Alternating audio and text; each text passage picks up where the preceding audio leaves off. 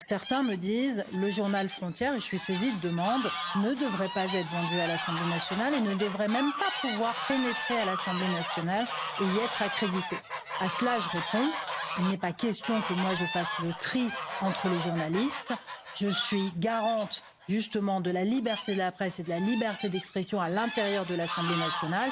Et donc à partir du moment où un journal est accrédité, qu'il a un numéro de presse, etc., ces journalistes titulaires de la carte de presse ont accès à l'enceinte de l'Assemblée nationale. Je ne pourrais pas, moi, être présidente de l'Assemblée nationale et commencer à faire le tri entre les organes de presse. Ça, c'est une chose. En parallèle, j'ai des collaborateurs. Ils ont, et c'est une liberté constitutionnelle aussi, le droit de manifester sur leur lieu de travail qui est l'Assemblée nationale. C'est ce qu'ils ont fait. Ils sont mécontents, ils ont le droit d'être mécontents, c'est leur liberté. Un trouble à l'ordre public. Alors, ils ont fait une manifestation. On va juste écouter deux réactions, celle du député Arthur Delaporte du Parti Socialiste et Anna de Mansouri de l'UDR. Et je vous passe la parole, Michel Onfray. J'ai souhaité témoigner mon soutien à Frontières, qui exerce le métier de journaliste comme vous ici à l'Assemblée nationale, et parce que je considère que la liberté d'expression doit être garantie à l'Assemblée nationale. Je demande des sanctions envers les députés qui ont bousculé les journalistes de Frontières et qui ont été obligés de quitter l'Assemblée nationale. Je demande également des sanctions aux collaborateurs qui ont organisé cette manifestation. Aujourd'hui, on a non pas un média, mais un torchon qui confond d'une part des engagements politiques. On peut récuser ce que disent certains. Moi, je ne suis pas d'accord avec l'ensemble de leurs expressions. Et pour autant, on n'a pas à confondre les genres entre d'un côté un engagement militant et de l'autre un travail salarié et politique. Voilà pour Arthur Delaporte du Parti Socialiste. Qu'est-ce que vous pensez de cet incident, Michel ? Bon, je pense que M. Delaporte, il parle d'une revue qu'il n'a pas lue. Elle était en kiosque hier matin, ou c'était quand mercredi matin, la mise mercredi matin. Mercredi matin. Et il parle quand ? Je ne sais pas, il a eu le temps de lire les 100 pages du dossier, qui est formidable. Parce que moi, quand je suis descendu du train, j'ai acheté la revue pour pouvoir en parler en connaissance de cause. Et c'est un dossier extraordinaire. C'est pas un torchon, comme dit ce monsieur. Moi, j'aurais pas la grossièreté de le qualifier. J'ai la possibilité d'avoir du vocabulaire à peu près à la hauteur de ce monsieur. Mais c'est une enquête vraiment très bien faite, vraiment très fouillée. Et c'est une enquête dans laquelle on apprend beaucoup de choses. Ça fait des années que je dis qu'il faut se méfier de Jean-Luc Mélenchon, des années, en disant, pour seul argument, on savait pas, etc.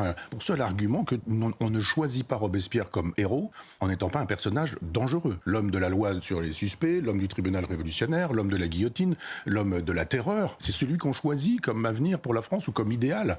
Il y a quand même quelque chose d'assez problématique. Aujourd'hui, on voit quel est le projet robespierriste de Mélenchon. Et les robespierristes ne veulent pas qu'on le dise, ne veulent pas qu'on le montre. Je rappelle quand même que quand cette dame dit « casse-toi, l'Assemblée nationale n'est pas à toi », mais elle n'est pas à elle non plus. Elle est au peuple français. Elle est au peuple français.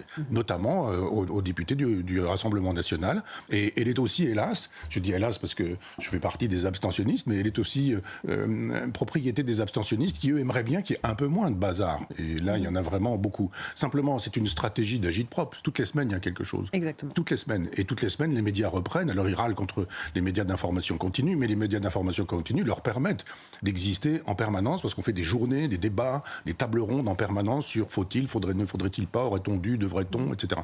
Là, je vois quand même qu'il y a une députée socialiste avec son élégante veste Parme, là, le rose n'est plus d'actualité, qui devient une espèce de femme dont on imagine bien que pendant la révolution culturelle chinoise, elle aurait pu faire quelques-unes des images qui sont restées célèbres de tabassage, d'humiliation des gens. On humilie cette jeune fille qui est journaliste.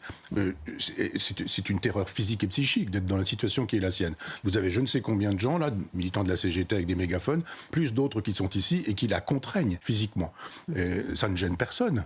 Alors l'Assemblée nationale n'appartient pas à la représentation nationale et n'appartient pas non plus au peuple français, mais elle appartient, si on a bien compris, aux plus enragés des robespierristes qui suivent Mélenchon, dont on dit qu'il est dans une revue, dont on ne veut pas faire savoir qu'elle existe et dont on demande même le fait qu'elle ne soit pas présente dans un kiosque à l'Assemblée nationale, le kiosque de tous les journaux, théoriquement.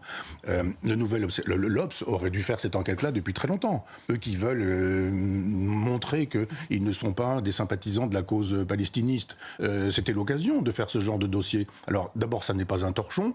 Alors, vous avez parlé de médias identitaires. Moi, je sais très bien que c'est devenu une insulte pour beaucoup de gens identitaires. Je dirais pas média identitaire, je dirais un média qui fait son travail, qui enquête, et qui enquête sur un type de gauche en disant voilà qui il est, voilà ce que sont ses réseaux. Il y a la possibilité de flasher des QR codes qui permettent d'aller sur le site pour avoir un tas d'informations. C'est beaucoup de travail ce qui a été fait. C'est pas un torchon, comme dit ce monsieur qui est député, hélas, du Calvados. C'est un journal qui fait véritablement son travail. Je suis pas sûr que dans la presse de gauche, on fasse son travail aussi sérieusement que ça. Moi, ce qui me gêne, c'est juste que ces gens disent l'Assemblée nationale, c'est nous, c'est à nous, c'est-à-dire une poignée de gens, c'est-à-dire des gens qui sont la République, c'est moi, sous-représentés. Pardon. La République, c'est moi, on se rappelle de cette phrase de Jean-Luc Oui, c'est ça, bien sûr.